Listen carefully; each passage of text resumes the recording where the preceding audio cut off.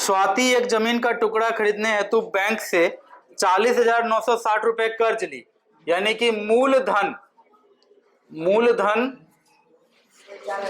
P equals 40,960 रुपए।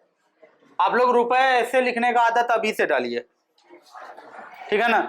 बाद में र हर्षु का देकर सुनना देते हो ना, उससे कम टाइम इसमें लगेगा और ये ज्यादा स्टैंडर्ड है, ठीक है। दर के बारे में बात हुई है, किस दर पर ली थी? 12.5% है ना, 12.5%। आप इसको 25/2 भी लिख सकते हैं, नहीं?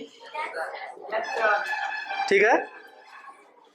इसके बाद देखो, समय कितने समय के लिए लिए?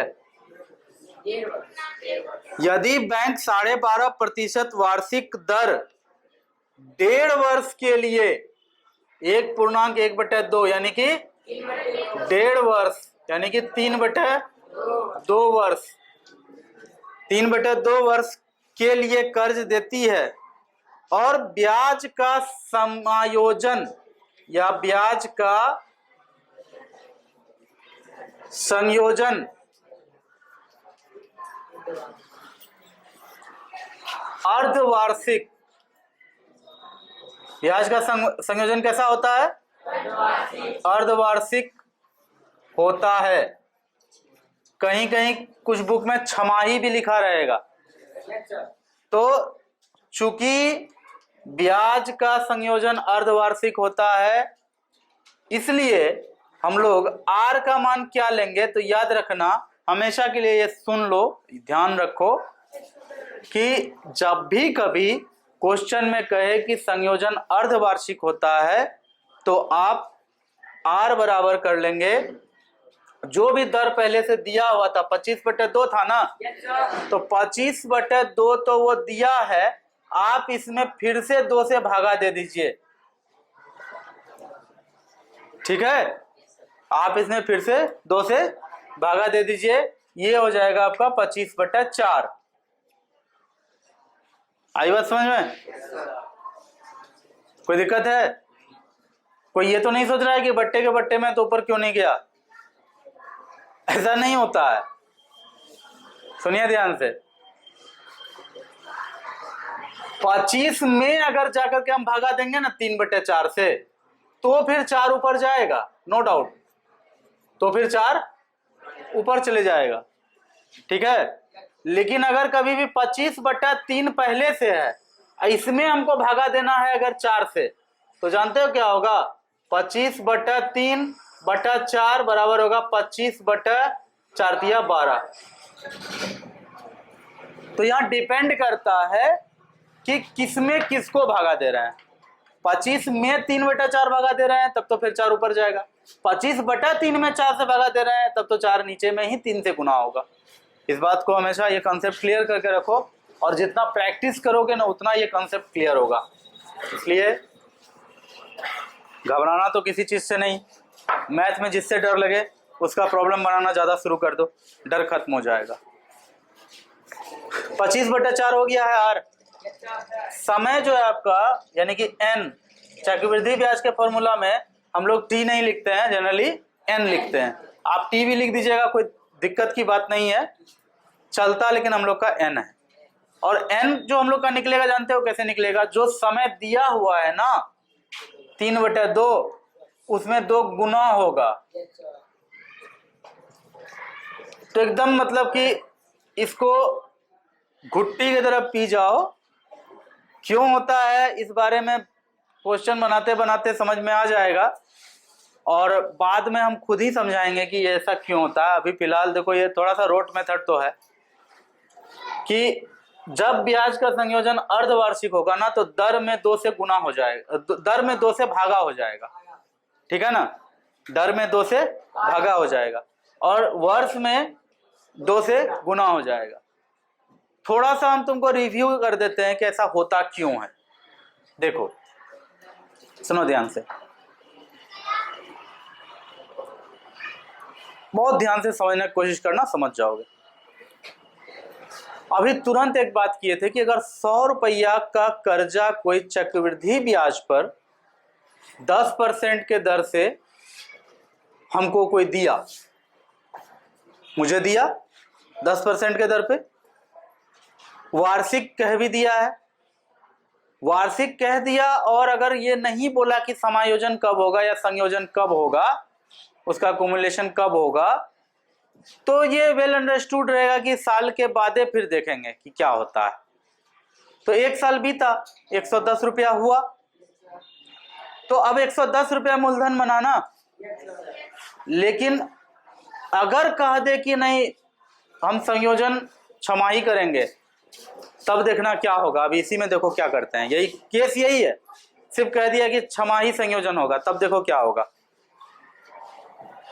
6 महीना जैसे पूरेगा वो बोलेगा मेरा 105 रुपया दो, हम बोलेंगे नहीं है, तो बोलेगा ठीक है 6 महीना पूरा हो गया, हम पहले ही बोले थे 6 महीना पे संयोजन होगा, अब 105 रुपया मेरा मूलधन है। 6 महीना बीतने के बाद 100 रुपया भी ब्याज तुमको नहीं देना है, अब 105 रुपया मेरा मूलधन है, 105 रुपया पे अब आगे का ब्याज का खेला शुरू होगा। ठीक है, तो 105 रुपया पे जब 10% का ब्याज शुरू होगा ना, तो जाहिर सी बात है कि वो 6 महीना बाद सिर्फ 5 रुपया तो नहीं बढ़ने वाला है, उसमें तब 5 रुपया 20 पैसा या 5 रुपया 10 पैसा कुछ ना कुछ इस तरह से बढ़ेगा नहीं।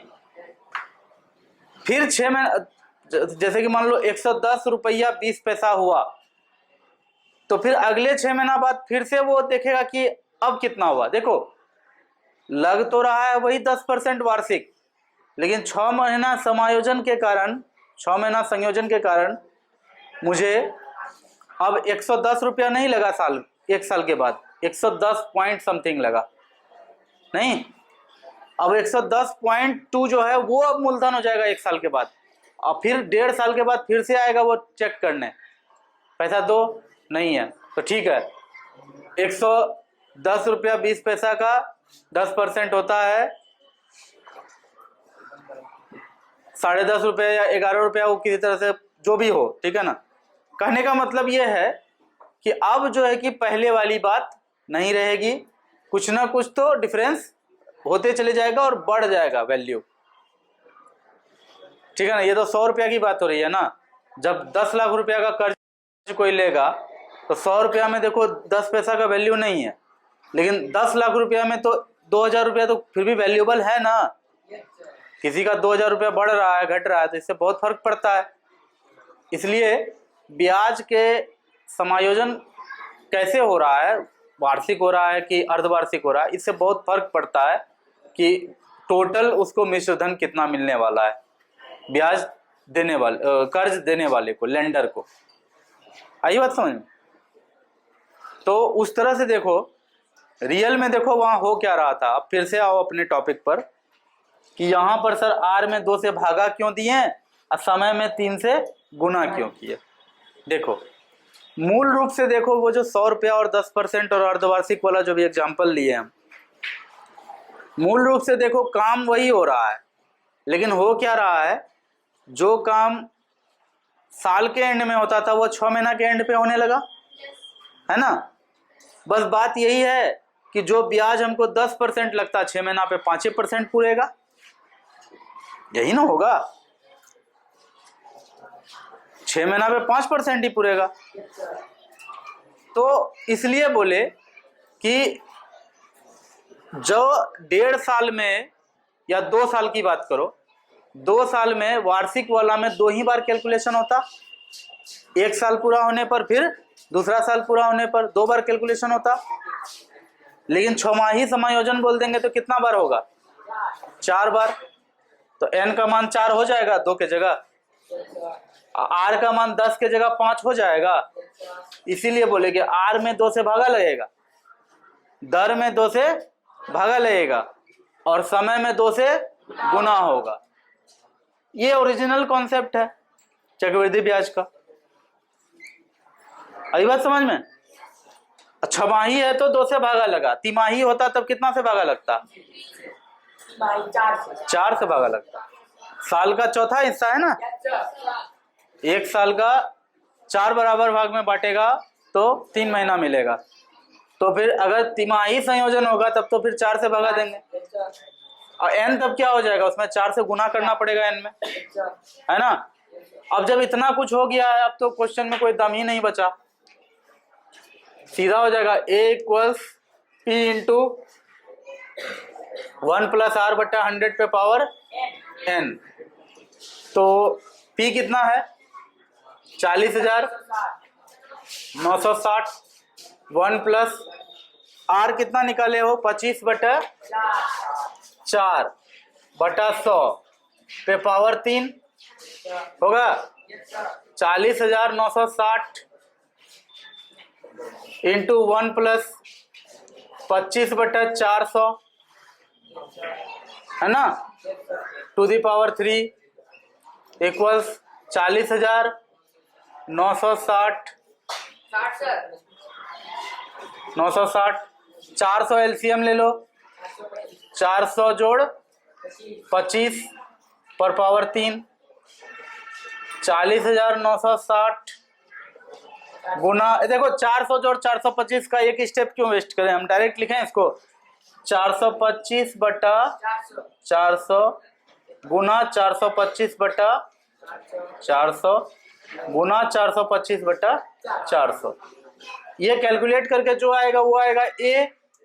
आपको क्वेश्चन में कंपाउंड इंटरेस्ट भी मांगा है ना, ब्याज भी मांगा है, तो ब्याज बराबर क्या होता है ए माइनस पी। जो भी ए का मान निकलेगा उसमें से पी घटा देंगे, यानी 40,960 घटा देंगे, तो इसके बाद आपको सीआई यानी कंपाउंड इंटरेस्ट भी मिल जाएगा। सो इस तरह से इस क्वेश्चन को आपने बनाया। लेकिन इस क्वेश्चन को बनाने के बाद हम लोग इस तरह के क्वेश्चन को, मतलब अलग अलग क्वेश्चन को बनाने का एक रास्ता खुल जाता है। तो जो आपके पास जो टेक्स्ट बुक है सरकारी वाला, इसमें क्वेश्चन बहुत कम है, तो भारतीय भवन का आता है ना एक सुगम गणित, वो लेकर के बनाइए ढेर सारा उसका क्वेश्चन, जहां तक होता है बनाइए। ये तो पैटर्न हमने बताया आपको, इसके आधार पे आप जितना बना सकते हैं उतना बनाइए, ठीक है। जल्दी से लिखो, इसको मिटाएंगे। चलिए देखिए,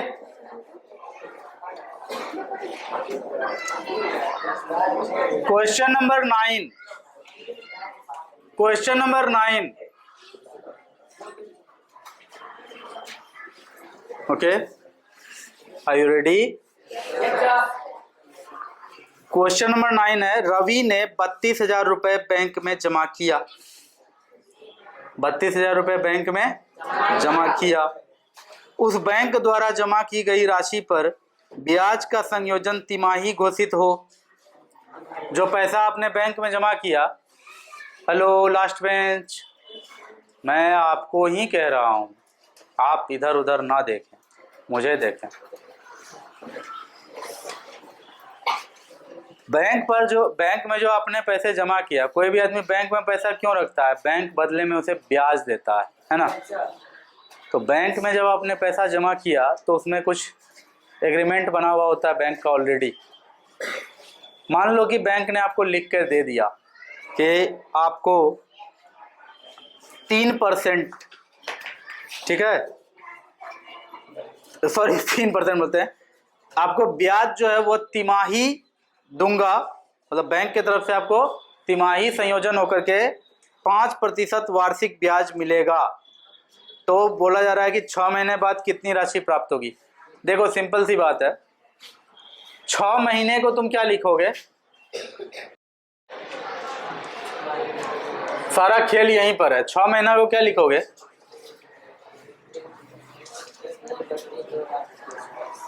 लिखोगे, बस ये कर लेना, बाकी का काम तो हो ही गया है। जाहिर सी बात है, तिमाही हो रहा है ना संयोजन, कितना है रेट 5%, तो आर बराबर हो जाएगा 5/4%, और एन बराबर हो जाएगा 1/2 इंटू 4। अरे भैया एन में 4 से गुना होता है, आर में 4 से भागा होता है तिमाही के केस में। क्यों होता है, अभी तुरंत उस पर अच्छा खासा रामायण कथा हो चुका है।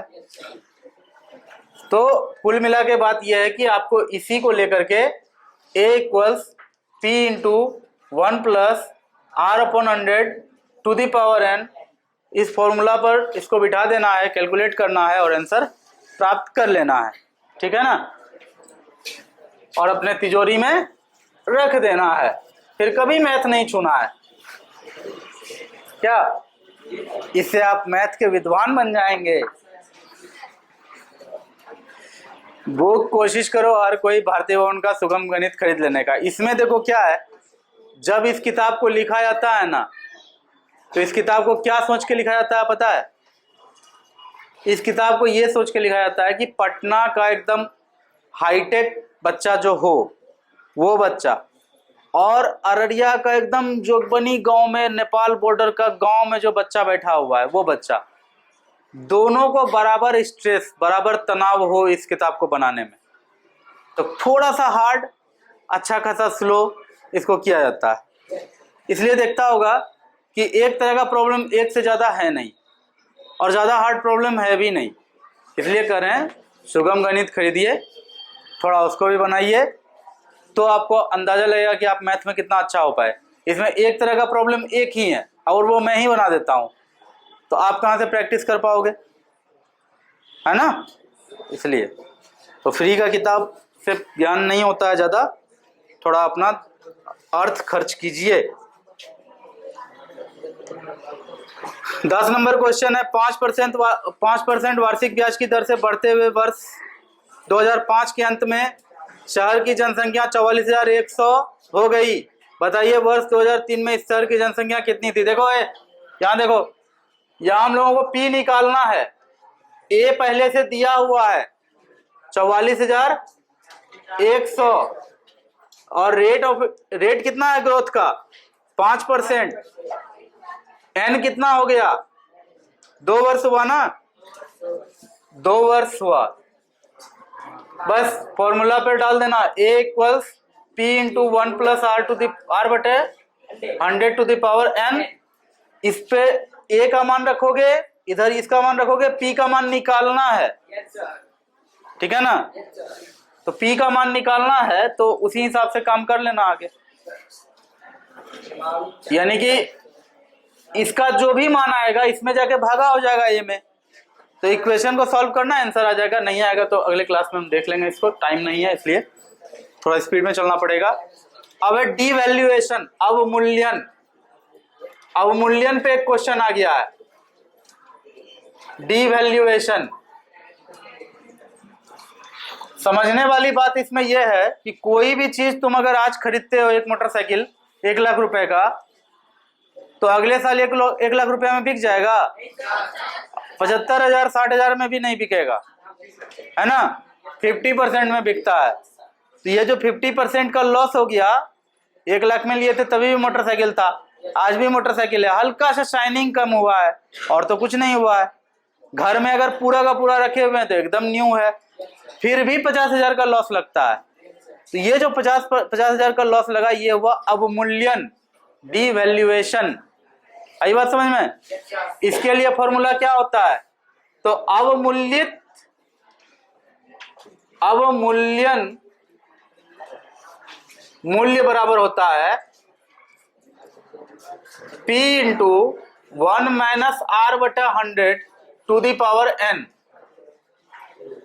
ये R होता है अवमूल्यन दर, रेट ऑफ डिवैल्यूएशन, n होता है वर्षों की संख्या। मान लो, अब देखो क्वेश्चन में क्या है, जनित्र का वर्तमान मूल्य कितना है, तो वर्तमान मूल्य P बराबर 42,000 रुपया, है ना। रेट ऑफ डिवैल्यूएशन, अवमूल्यन दर कितना है 5% वार्षिक, और समय कितना है, इस फॉर्मूला पे डाल करके देखना, आंसर आ जाएगा, ठीक है ना। ये फॉर्मूला कैसे होता है, ये कैसे हो गया, अगर समय मिला तो नेक्स्ट क्लास में देख लेंगे, ठीक है। Thank you so much, class over. Comparison of quantities में जो आपका ढेर सारा काम हम लोगों ने किया, सबसे पहले तो इसमें हम लोगों ने अनुपात को जाना था। अनुपात क्या होता है? अनुपात यानी रेशियो।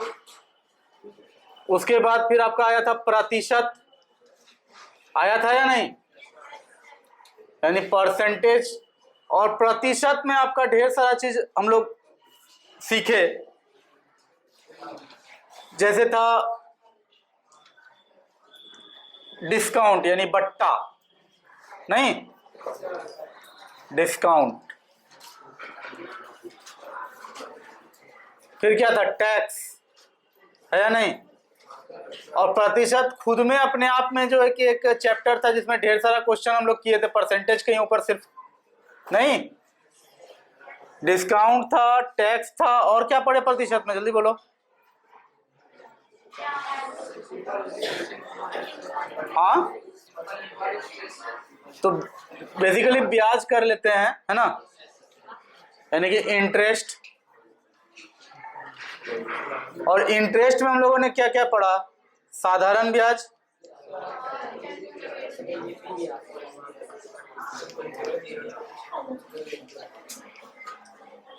यानी सिंपल इंटरेस्ट,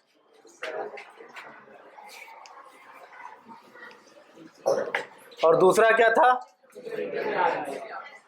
चक्रवृद्धि ब्याज।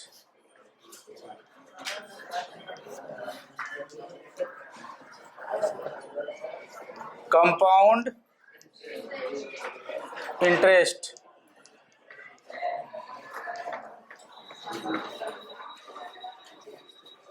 और चैप्टर है हम लोगों का राशियों की तुलना। अभी भी कुछ भूल रहे हो? बहुत ही इंपॉर्टेंट चीज, बहुत दिन लग गया था उसको करने में, और अभी तुम उसका नाम भी नहीं बोले हो। जल्दी बोलो।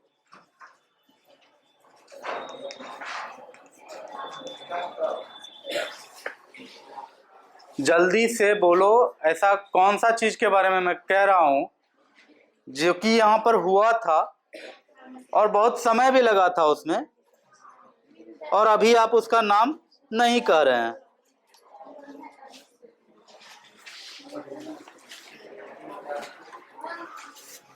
जल्दी बोलो। प्रतिशत के अंदर पढ़े हैं, बोलोगे? हाँ, क्या मजाक है। चैप्टर है वो, अपने आप में पूरा टॉपिक है। क्या है? देखो कितना पतली गली से निकाले हैं।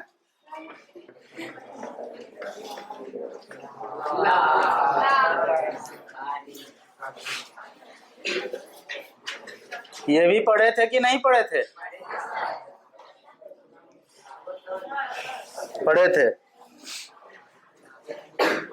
इतनी सारी चीजों को हमने पढ़ लिया था। लास्ट पावदान, हमारा लास्ट स्टेप था चक्रवृद्धि ब्याज, है ना। तो अब तो ये चैप्टर अपना अंतिम सांस ही गिन रहा है, इसलिए पुराना रिवीजन करना ज्यादा जरूरी है। तो राशियों की तुलना, सबसे इंपॉर्टेंट बात तो ये समझना था कि ये पूरा का पूरा चैप्टर हम लोग राशियों की तुलना के ख्याल से करते हैं। हम लोगों का ऑब्जेक्टिव यहाँ पर होता है, हम लोगों का जो लक्ष्य होता है कि राशियों की तुलना कर सकें। जैसे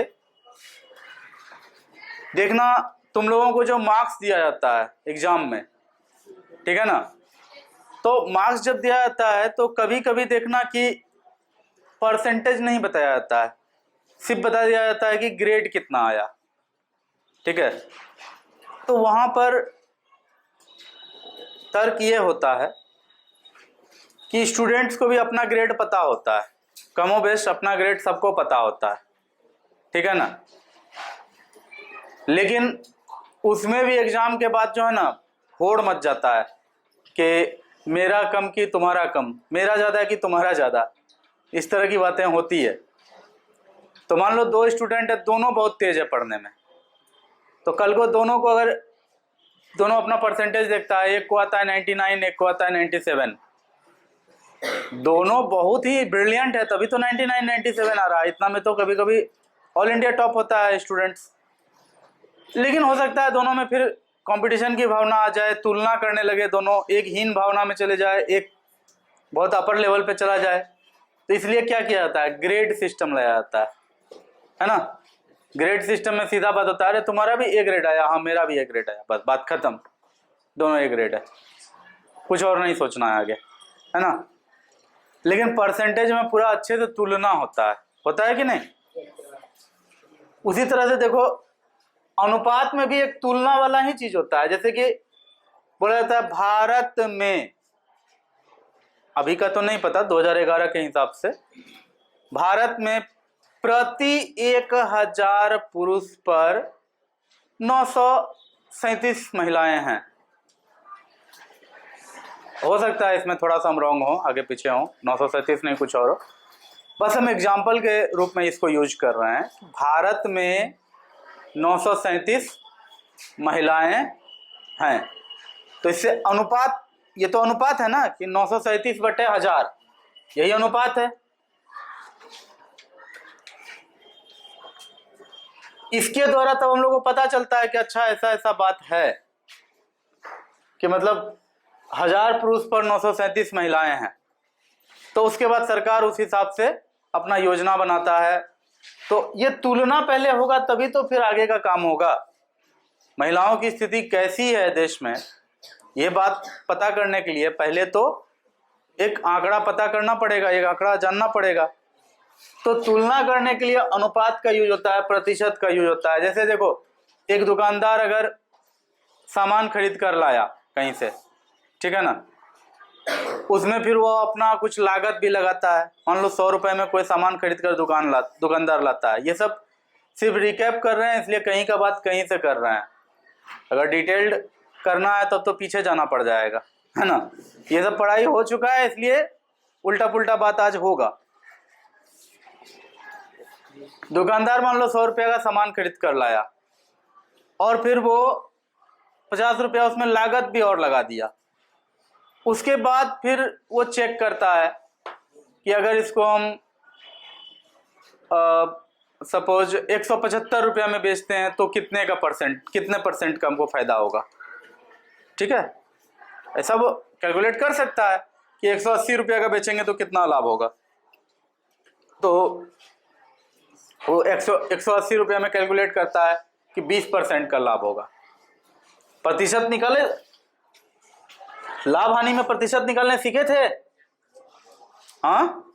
अगर 150 रुपया उसको पूरा लागत लग गया है तो फिर 180 रुपये में बेचने पर उसको कितना प्रतिशत का लाभ होगा, 20%, है ना, ठीक है। और 210 रुपये में बेचने पर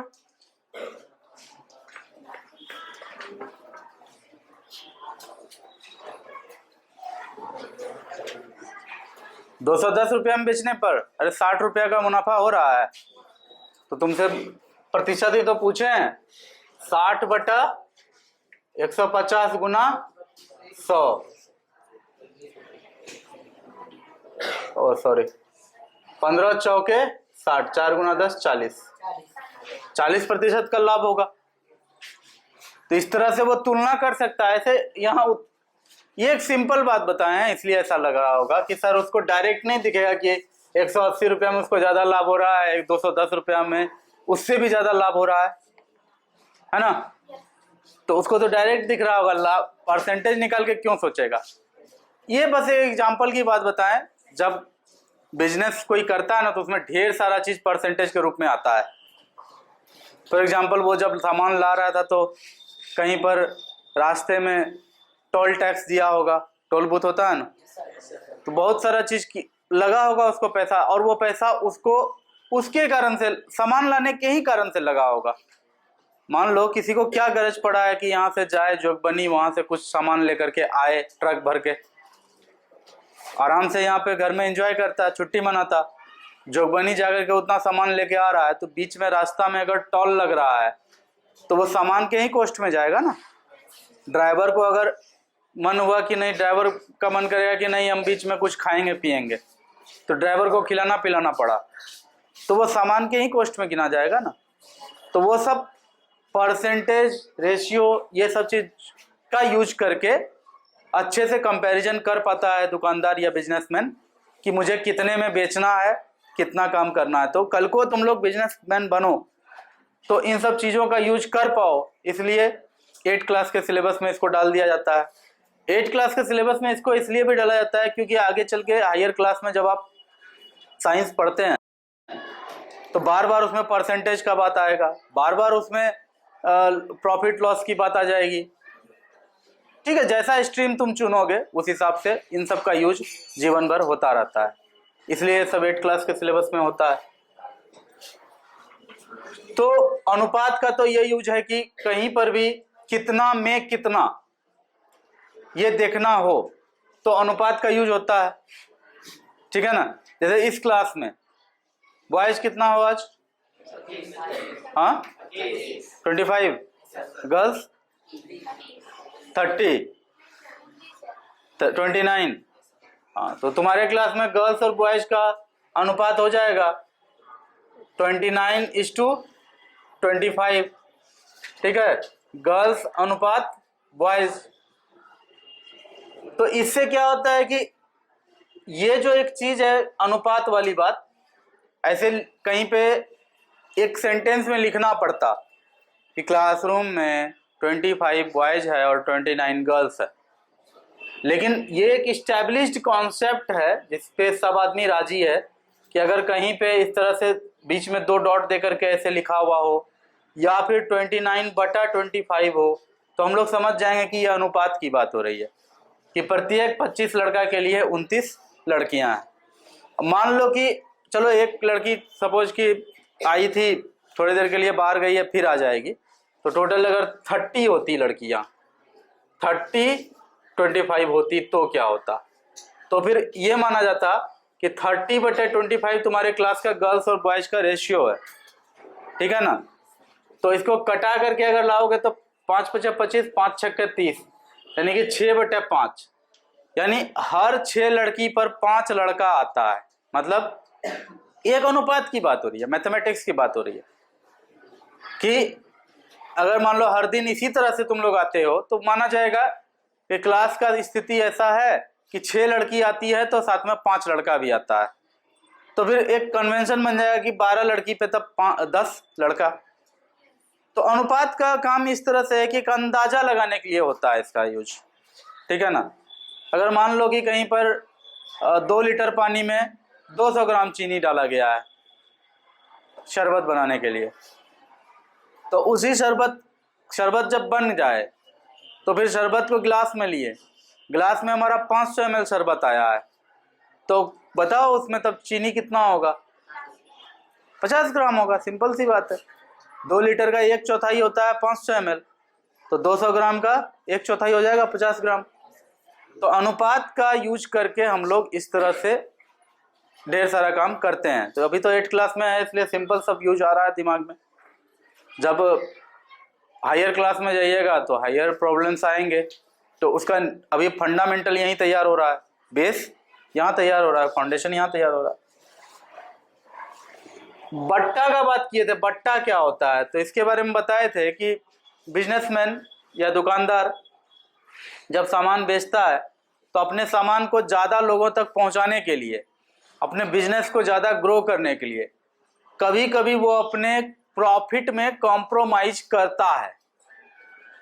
ठीक है ना, अब मान लो कि कोई शर्ट है किसी दुकानदार के पास, वो शर्ट का डिजाइन पुराना हो गया, ओल्ड मॉडल हो गया, अब उसको लोग नहीं खरीदता है, लेकिन उसके पास ढेर सारा है। जब चल रहा था, फैशन में था, तो लोग पागलों की तरह खरीद रहे थे। अब समय बीत गया, उसका फैशन खत्म हो गया, लेकिन तभी दुकानदार ने पूरा एक कमरा ही भर दिया था उससे, और बाजार का एक कमरा का 1 महीना का रेंट होता है 10,000 रुपया महीना। अब वो शर्ट बिक नहीं रहा है, वो जगह छेके हुए है, शर्ट को फेंका भी नहीं जा सकता, उसमें पूंजी लगा था। और जिस समय वो लाए थे तो उस समय 1000 रुपया में खरीदते थे, 1500 में बेचते थे, प्रति शर्ट पे 500 रुपया का लाभ हो रहा था, है ना। तो उसमें उस टाइम में भी उस पर प्रिंट था 2000 का, 500 का डिस्काउंट करते थे तो फिर 1500 में बेच रहे थे। ठीक है ना, तो अब वो क्या करेंगे? अब वो शर्ट रखने में उस दुकानदार को 10,000 रुपया का नुकसान है मंथली। 10,000 रुपया तो लग ही रहा है उस शर्ट को रखने के लिए। और फिर अब विंटर का सीजन आ गया है, गर्म कपड़ा रखने का जगह चाहिए था, वो जगह नहीं है। विंटर का कपड़ा बेचने में कितना मुनाफा आने वाला था, वो मुनाफा भी रुक रहा है। तो विंटर आने से पहले ही वो दुकानदार क्या करेगा, अपना दुकान के आगे बहुत बड़ा बोर्ड लगाएगा, 50% ऑफ ऑन शर्ट्स, स्टार लगा देगा। 50% ऑफ ऑन शर्ट्स, एक स्टार लगा देगा।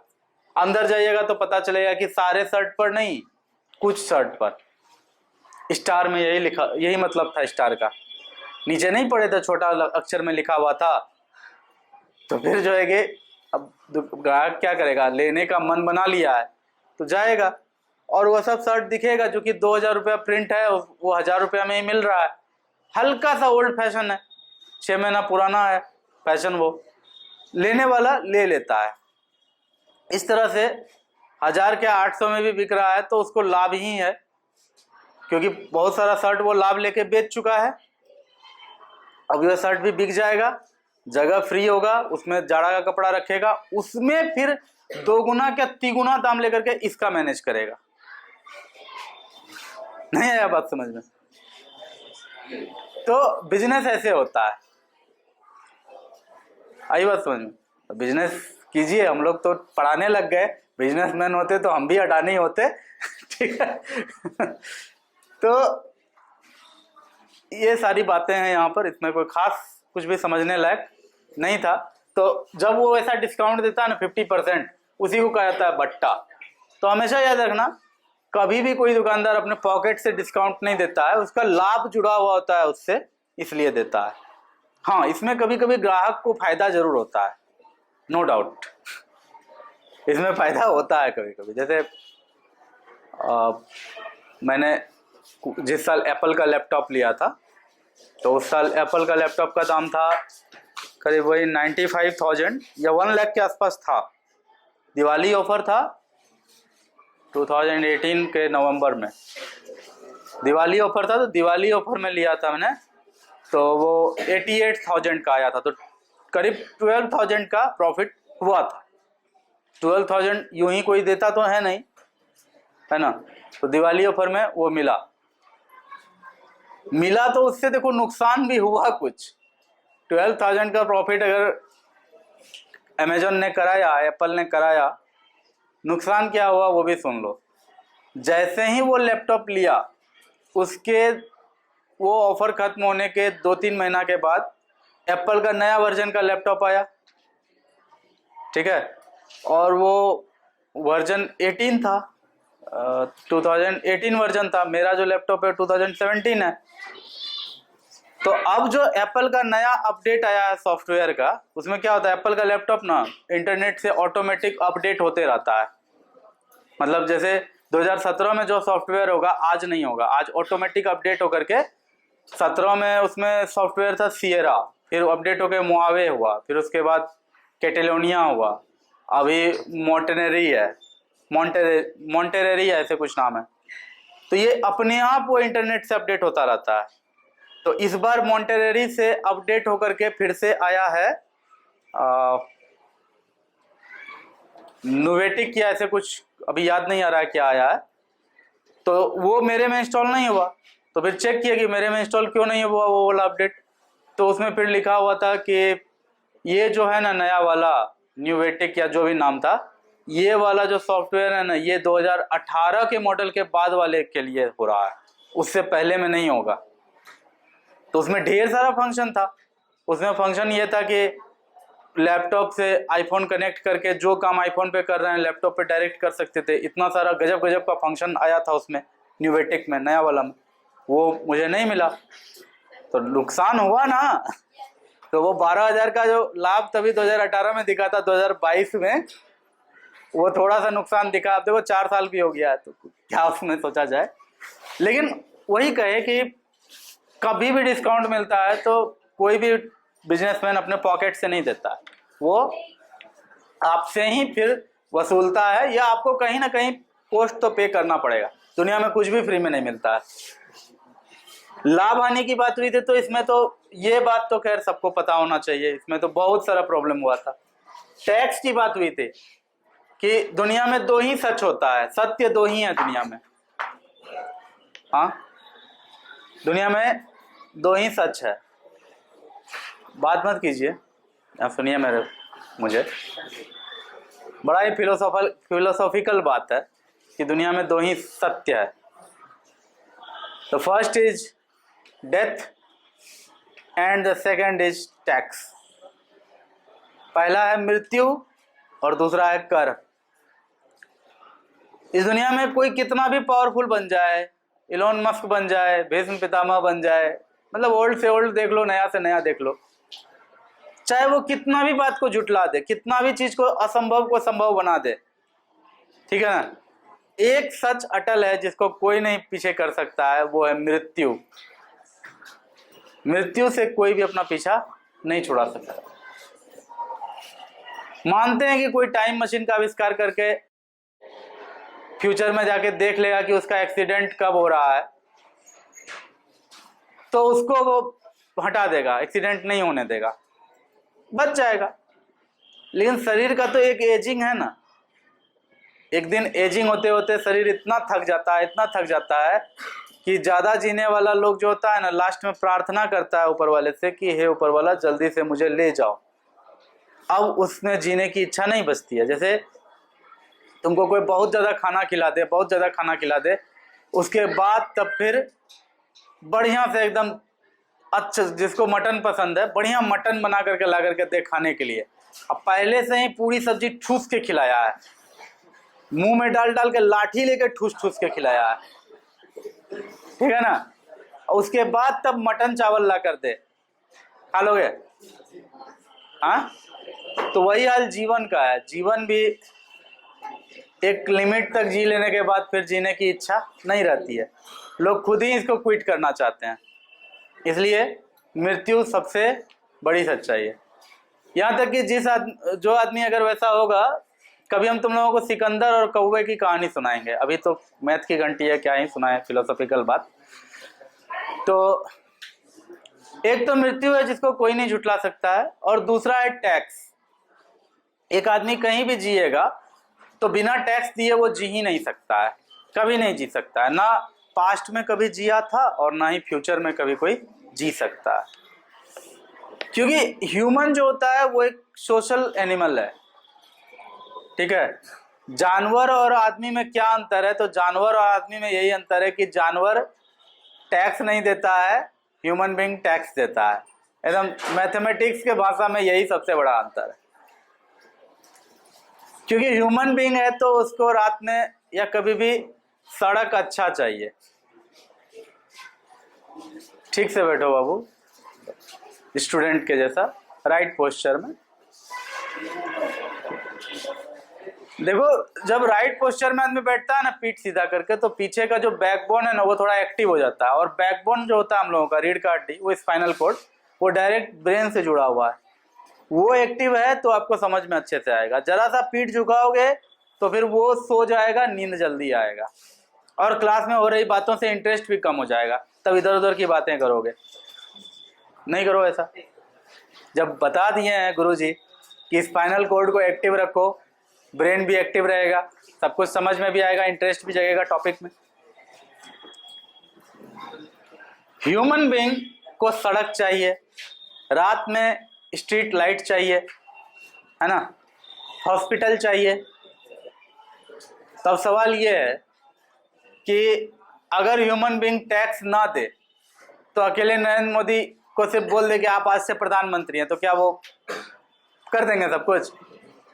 इस क्लासरूम में किसी को मॉनिटर बना दें, उसके बाद बोले कि तुम जो है कि इस क्लासरूम का साफ सफाई ठीक से क्यों नहीं करवाते हो, इस क्लासरूम में एसी क्यों नहीं है, वहाँ ग्लास डोर क्यों नहीं है, बेहुदा बात होगा।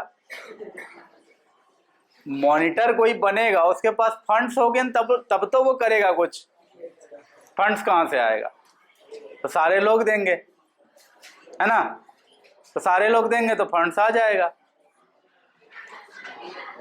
तो कॉन्सेप्ट समझने की कोशिश कीजिए। ह्यूमन बीइंग्स को लगा कि कुछ चीजें ऐसी हैं जो सबके लिए जरूरत है। जिसकी, और उसके बिना जीवन संभव ही नहीं है। जैसे कि रोड, सपोज हर जगह जंगल होता तो आप BMW भी खरीद के क्या करते? हाँ, सड़क होगा तभी तो आपका BMW किसी काम का है। तो सड़क अकेले BMW जो खरीदना है जिसको, वो उसको बोल दे कि तुम पहले सड़क बना लो पूरा, यहाँ से लेकर दिल्ली तक का पूरे इंडिया का सड़क पहले बना लो जहां जहां तुम्हारा BMW जा सकता है, उसके बाद BMW उतारना। तो उसको उतना जमीन खरीदने में क्योंकि सड़क बनाने के लिए पहले जमीन खरीदना पड़ेगा। कहने का सेंस ये है कि अकेले के बस की बात नहीं है कि टोटल जमीन खरीद करके टोटल सड़क बनाए, किसी के भी अकेले की बस की बात तो है नहीं। इसके लिए पूरा कम्युनिटी को, कम्युनिटी मतलब पूरा का पूरा जन समूह को इकट्ठा होना पड़ता है। अब सारा लोग इकट्ठा होकर के रोड बनाए, ये भी सही बात नहीं है। तो फिर यहाँ क्लास में आके पढ़ाएगा कौन? हम जाके अगर वहाँ खुदाल लेकर के, फावड़ा लेकर के रोड बनाए तो क्लास में आके कौन पढ़ाएगा? तो कुल मिला के बात ये होती है कि ठीक है, तब एक जगह एक बॉक्स बनाया जाए, उसमें सब आदमी पैसा डालेगा और वो पैसा जो जमा होगा उसी पैसा से सड़क बनेगा, हॉस्पिटल बनेगा, स्ट्रीट लाइट लगेगा और पुलिस को पैसा दिया जाएगा, स्कूल बनेंगे सरकारी, टीचर्स को सैलरी दिया जाएगा उसी पैसे से। अब वो बॉक्स क्या है? तो वो बॉक्स का नाम बहुत कुछ है। वो बॉक्स का नाम है GST, वो बॉक्स का नाम है इनकम टैक्स, वो बॉक्स का नाम है कॉर्पोरेशन टैक्स, वो बॉक्स का नाम है सरचार्ज, वो बॉक्स का नाम है सेस। बहुत सारा चीज़ है उसके भीतर, आगे पढ़ोगे। बेसिक बात यह है कि वो होता है टैक्स। जब आप 5 रुपए का कोई बिस्किट खरीद रहे होते हैं ना, तो उसमें से 1 रुपया या 75 पैसा या 50 पैसा ऑटोमेटिक कट होकर के, जैसे ही आपने 5 रुपया पे किया, दुकानदार ने फिर आगे कहीं ना कहीं तो पे किया होगा ना दुकानदार ने भी, या जिस दुकानदार को आपने 5 रुपया पे किया उसी दुकानदार ने तुरंत 0.5 पैसा या 1 रुपी सरकार के GST अकाउंट में डाल देता है, वो जमा हो जाता है। तो यानी कि मैंने जो मेहनत किया, 5 रुपया कमाया, इसमें से 0.5 रुपी यानी कि 50 पैसा मैंने सरकार को दे दिया। अब एक बात बताओ, आदमी पैसा कमा करके घर में तो नहीं रखेगा तिजोरी में बंद करके हमेशा के लिए, कुछ ना कुछ तो करेगा। बोलेगा सर गोल्ड खरीद करके रख लेंगे तिजोरी में, तो गोल्ड खरीदना तो पड़ेगा गोल्ड। तो जो कोई भी गोल्ड खरीदेगा तो गोल्ड खरीदने जाएगा, वहीं उसको GST लग जाएगा। वो GST कहाँ जाएगा? सरकार के खाते में जाके जमा हो जाएगा। आई बात समझ में? तो पैसा कमा के कोई भी पैसा रख नहीं सकता है, वैसे भी पैसा घर में रखना गैर कानूनी है। ज्यादा दिन तक आप, मतलब कहा जाता है कि 2 लाख रुपया से ज्यादा तो आप रख ही नहीं सकते हैं अपने घर में जमा करके, ठीक है? तो सो रहे हो बाबू, नींद आ रहा है? देखो बोरिंग तो हम पढ़ा रहे हैं, अब क्या करोगे, यही है टॉपिक, यही है। तो जैसे ही आप पेमेंट करते हैं 5 रुपया, उसमें से 50 पैसा 1 रुपया जो भी है, सरकार हमेशा GST का रेट में कुछ चेंजेस लाते रहती है, उस हिसाब से जो भी उस समय सरकार के द्वारा तय किया हुआ रहेगा उतना रुपया कट करके सरकार के अकाउंट में जमा हो जाएगा। बाद में सरकार जो है कि वो मार्च में बजट लाती है।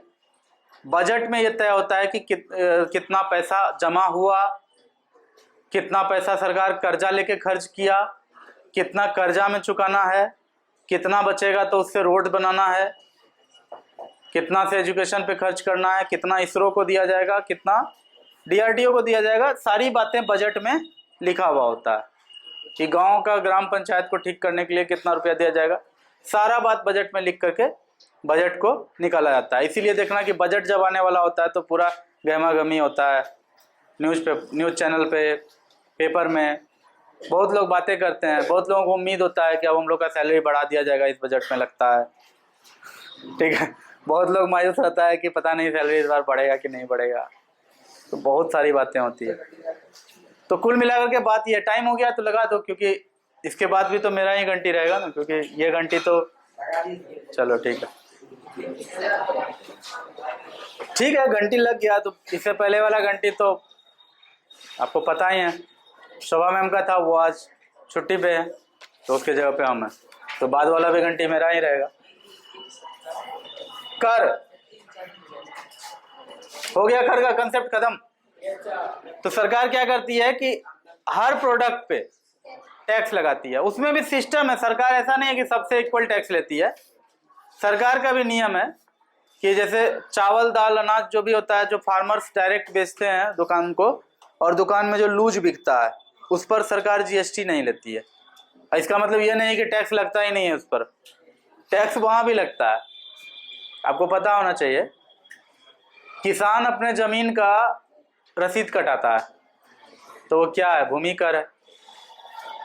तो भूमि से वो क्या करता है, फसल ही तो उपजाता है। तो फसल के कोस्ट में ही ना गिनोगे वो भूमि कर को, तो भूमि कर लगा ना किसान को, कर्मचारी के पास जाकर रसीद कटाता है ना, तो लगा ना टैक्स। बहुत लोग बोलता है किसान तो टैक्स ही नहीं देता है, उसको पता ही नहीं है, इतना बेवकूफ आदमी है। किसान जितना टैक्स तो शायद ही कोई देता होगा। तो कहीं कहीं ऐसा हो सकता है कि तुमको दिखे कि जीएसटी नहीं लग रहा है, तो इसका मतलब ये नहीं है कि वहां टैक्स नहीं लग रहा है। सरकार किसी ना किसी बहाने से पैसा तो ले ही लेती है, ठीक है। अरे कुछ नहीं तो जब किसान अपना सामान लोड करके ला रहा होगा गाड़ी पर, बीच में टोल बूथ आ जाएगा तो टोल टैक्स तो उसको देना पड़ेगा। फिर मान लो मंडी में जब लाता है, मार्केटिंग यार्ड में अगर किसान लेकर के आएगा अपना सामान बाजार समिति में, तो वहां पर भी शायद गेट पर कुछ उसको लगता है, शुल्क लगता है, कम लगता है लेकिन लगता है ना। तो वही है टैक्स, इसमें अच्छा खासा क्वेश्चन आंसर हो चुका है। अब आते हैं ब्याज पर। तो ब्याज के बारे में बताओ, तो ब्याज क्या होता है। आज बहुत दिन से वो नहीं दिख रही है, दीपाली कहाँ है वो, तबीयत खराब हो गया। तो हेल्थ इशू आप लोग का कब ठीक होगा। हेल्थ के कारण तो बहुत स्टूडेंट का बहुत कुछ खराब हो रहा है। हाँ देखो यहाँ ब्याज के बारे में क्या होता है। ब्याज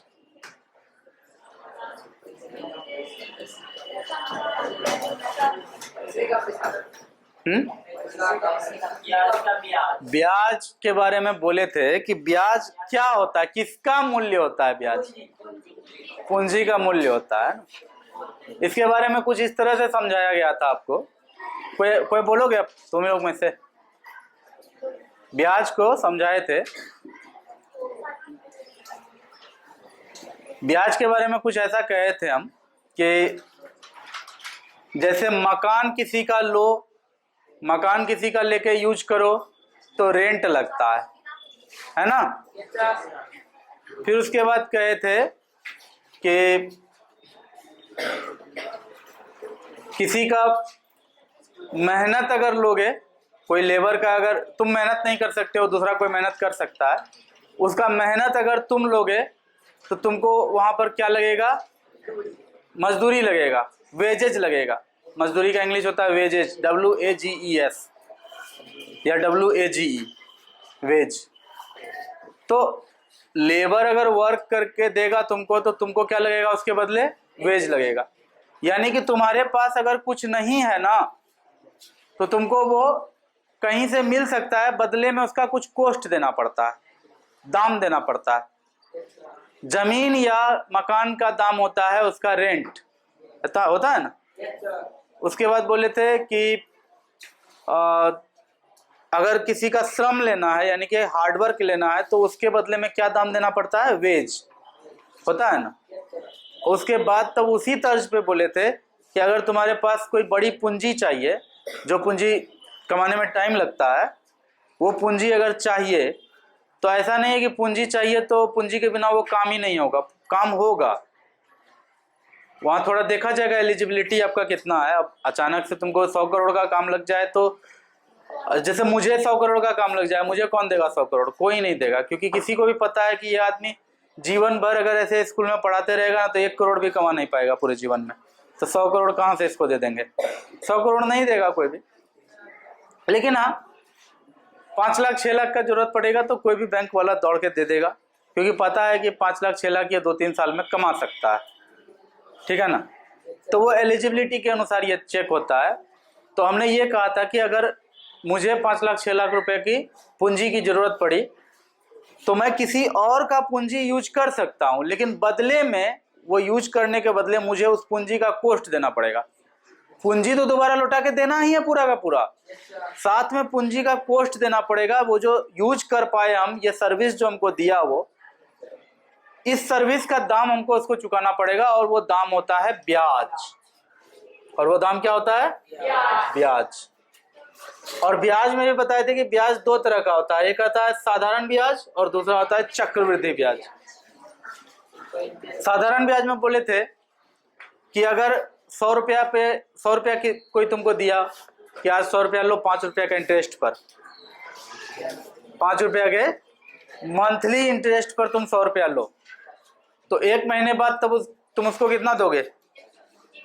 150, 105, क्योंकि 50% इंटरेस्ट नहीं था। कितना इंटरेस्ट था? 5%। और सिंपल इंटरेस्ट में क्या होता है कि हर महीना वही 5% बढ़ते जाएगा। 100 रुपया है तो अगले महीना दोगे तो 105 देना पड़ेगा, उसके अगले महीने दोगे तो 110 देना पड़ेगा, उसके अगले महीने दोगे 115 देना पड़ेगा। कहने का मतलब है कि फिक्स रहता है ना? यहां तक क्लियर है सब कुछ?